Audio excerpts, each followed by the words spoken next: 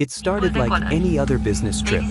A black CEO in a tailored navy suit, briefcase in hand, first-class ticket confirmed. But within minutes, what should have been a routine boarding turned into a headline-making scandal, one that would shake the entire airline industry to its core. Because when Marcus Reed, founder of a billion-dollar logistics firm, was denied boarding for security reasons, no one expected what came next. It was 6:45 a.m. at Heathrow Airport.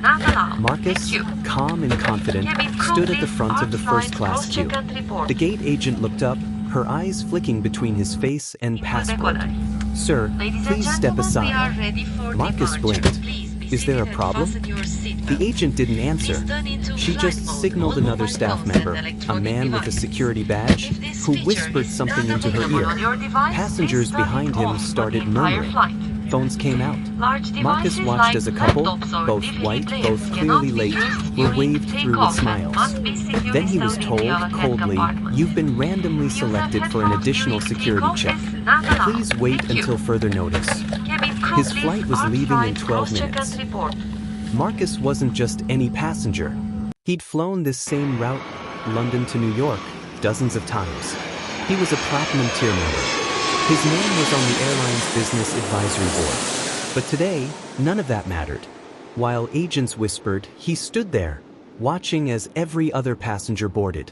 The gate door closed. The hum of the jet faded down the tunnel. That's when the manager came out, eyes down. "Mr. Reed, unfortunately, we're unable to let you board this flight." Marcus' voice dropped to a quiet, dangerous calm. "Why?" "There were inconsistencies with your documentation." His passport? Issued by the British government. His ticket? Purchased under his verified account. His company? Registered in both the UK and US. There were no inconsistencies, only a decision made on instinct or prejudice. Marcus recorded the entire conversation on his phone. The manager stammer. The security guard smirk. The moment she refused to explain. He posted the clip that same morning with a simple caption. "Denied boarding. No reason given. First-class ticket. Black." Within 2 hours, the video hit 5 million views. By noon, hashtags flooded Twitter. Hashtag flying while black. Hashtag justice for Marcus. Hashtag boycott Eurosky. The airline issued a cold, corporate statement. "We take these matters seriously and are investigating the incident." But Marcus wasn't waiting for their investigation. Here's what no one knew. Marcus's company, Reed Global Logistics, handled cargo operations for multiple international airlines, including Eurosky. Within 48 hours of the viral video, contracts started collapsing. Warehouses in Hamburg froze shipments. Deliveries were delayed worldwide. Then it happened. Marcus's legal team sent a cease and desist letter directly to Eurosky's executives. Effective immediately, Reed Global Logistics is suspending all operational partnerships with Eurosky Airlines pending resolution of a discrimination and defamation claim. The airline's backbone, its cargo chain, went silent. By day 3, Eurosky's stock dropped 14%. By day 4, major media outlets picked it up. And by day 5, the CEO of Eurosky was forced to hold a press conference, stumbling over an apology. But Marcus wasn't satisfied. Behind the scenes, Marcus had assembled a legal task force and PR strategists, the same team that once helped a global tech firm survive a billion-dollar data scandal. His plan wasn't revenge. It was justice. He launched a public campaign, Boarding for All. The mission? To expose how airlines systematically profile passengers of color under security protocols. Victims came forward in droves. Doctors, lawyers, students, all sharing eerily similar experiences. One woman's story went viral. She was escorted off a flight because a flight attendant didn't believe she could afford her seat. The pressure was growing. But then came the most shocking twist of all.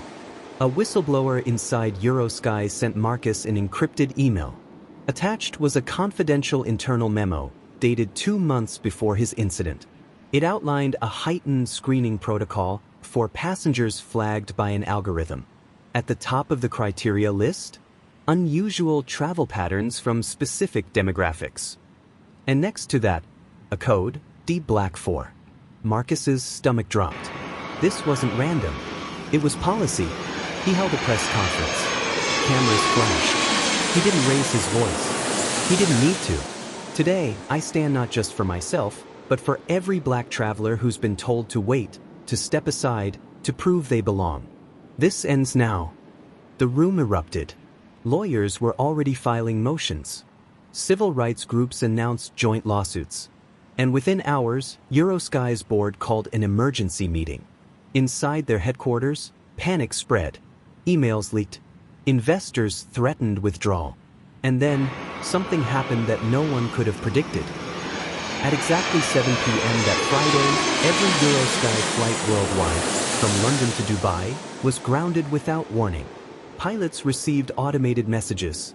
Operational systems unavailable. Stand by for updates. Passengers were stranded. News anchors went live. Someone had shut down Eurosky's global operations. And reports began to surface that Marcus Reed's company servers were somehow connected to the disruption. Did he just bring a billion-dollar airline to its knees? Or was someone trying to frame him for an international cyber attack? When the world woke up to Eurosky's global meltdown, no one knew what hit them. Marcus Reed, the Black CEO, had gone from viral sensation to a symbol of resistance. But as the dust settled, a more sinister question began to emerge. Was he truly behind the attack, or was he being set up? By 9 a.m. the next day, it was clear that the situation was far from over. Marcus's team worked tirelessly to monitor the growing media storm. Every news outlet was covering the shutdown, but the details were murky. Rumors were swirling, some saying Marcus had orchestrated a cyber attack using his company's vast network of logistics operations. But as the hours ticked by, a few details began to surface, slowly changing the narrative. Eurosky's own internal systems were built on outdated infrastructure. The very system that had crashed, the one that disabled all flights, was known to be vulnerable for months. The question wasn't if someone could hack into it, but when. By late afternoon, a whistleblower contacted Marcus. An anonymous source had reached out to the media, leaking a full report of the airline's negligence. Eurosky's IT department had been fully aware of the system's vulnerabilities but had refused to update them due to budget cuts. Their focus? Cutting corners and maximizing profit, no matter the consequences. It became clear. Marcus had not orchestrated the attack. The hackers, whoever they were, had found an easy target, but they'd left behind a trail of breadcrumbs. The data logs pointed to a remote access entry point traced back to an untraceable source. At first, no one suspected who was really behind it. But as the media began piecing together the timeline, something shocking came to light. The same week Marcus was denied boarding, an anonymous account had accessed Eurosky's internal server using Marcus's company's network credentials. The hackers had used his company's infrastructure to infiltrate Eurosky, but Marcus was never part of the plan. The pieces started to fall into place. Eurosky had made a mistake. They'd underestimated Marcus, but worse, they'd underestimated his network. Marcus had made a powerful enemy when he'd revealed the airline's systemic issues, but now, someone else had made a calculated move. Eurosky was being manipulated, pushed to the brink by unknown forces who sought to exploit their weaknesses. But who was behind it? As Marcus's legal team dug deeper, they found something even more shocking. Internal emails from Eurosky executives discussing how they had been pressured by rival corporations to cover up their security failures. These executives had been threatened with exposure if they didn't comply. It was becoming clear, Marcus was just the pawn in a much larger game. His public standoff with Eurosky had triggered a chain reaction, but he was being framed by powerful business interests seeking to crush the airline. Marcus wasn't going to sit back and let his name be tarnished. His legal team went into overdrive, tracking down the true culprits behind the cyber attack. It was clear now that Eurosky's shutdown wasn't just an attack on one airline, it was part of a larger plot to destabilize the industry. A major rival airline, Skylink Airways, had been strategically positioning themselves to acquire Eurosky's assets at a fraction of their worth, especially after the cyber attack. They'd even begun to take control of Eurosky's lost cargo shipments. And then, Marcus received the phone call that changed everything. The whistleblower from Eurosky, a senior IT official, revealed the final piece of the puzzle. It wasn't just a rival airline. It was a corporate conspiracy involving several key players in the logistics, tech, and aviation sectors. Marcus had been used as a pawn in a hostile takeover, a mere diversion to keep the public distracted while the real players moved in. But the most shocking part? The hackers weren't random criminals. They were hired by a clandestine corporate alliance that included high-ranking executives from several major aviation companies, all trying to weaken Eurosky to facilitate their own merger. As the whistleblower's testimony confirmed the shocking alliance, Marcus knew the battle had only just begun. It was no longer just about getting justice for a simple case of racial discrimination. It was about fighting a full-blown corporate conspiracy. With his name now clearing up, Marcus pivoted his focus. He wasn't going to let this conspiracy go unchecked.